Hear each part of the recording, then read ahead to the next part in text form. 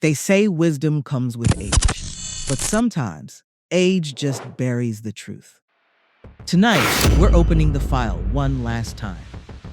Parts 1 and 2 expose the contradiction, but Part 3 exposes the pattern. Let's start with the performance, the robes, the cloth, the ceremony of returning home. The new James Small wraps himself in the imagery. I'm confused because somebody got on some printed cloth that's printed in Holland or India that you're looking at an African cultural expression. He mocked the costume then. He markets the costume now. You're dealing with a confused, backwards Christian that love Europe more than they love their own ancestors. He wasn't critiquing clothing here.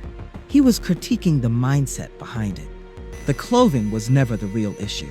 The old James Small understood something deeper, that economics define alliances, not slogans. Racially, we are together, but economically, we may well be enemies.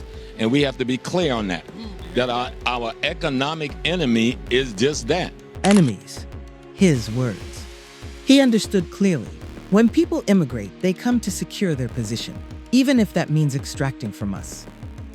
So you've got a deaf, blind, dumb, backwards person speaking an African language, coming from the African country, came here to be a parasite. Parasites, his word.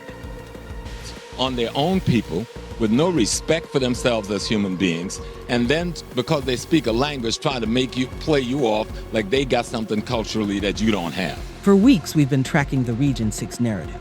The political concept that the diaspora isn't just tourists, but the sixth region of the African Union. Professor Small lectures heavily on this history. He presents the lineage from Kwame Nkrumah to modern presidents as a bridge for Black Americans to return. But this isn't just philosophy. It's an operational strategy. The return is structured as a specific path to Ghana. And the mobilization is real. He admitted he organized a group of 80 investors to put their capital into a hotel development on the continent. 80 people trusted the elder with their money. But before we look at how that investment ended, we have to look at how the money pipeline begins, right here in the States.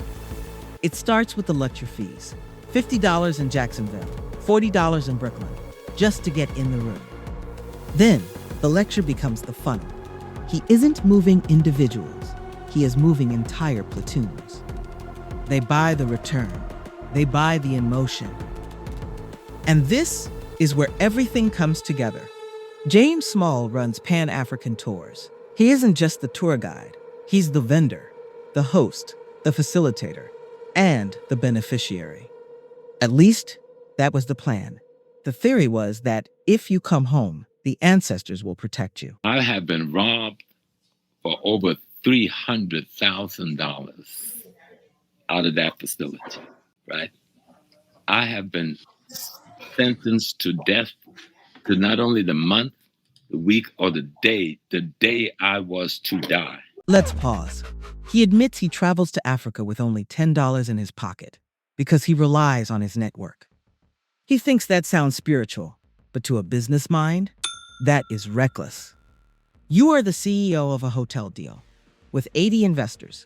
How do you protect their capital when you have zero skin in the game? And here is the kicker.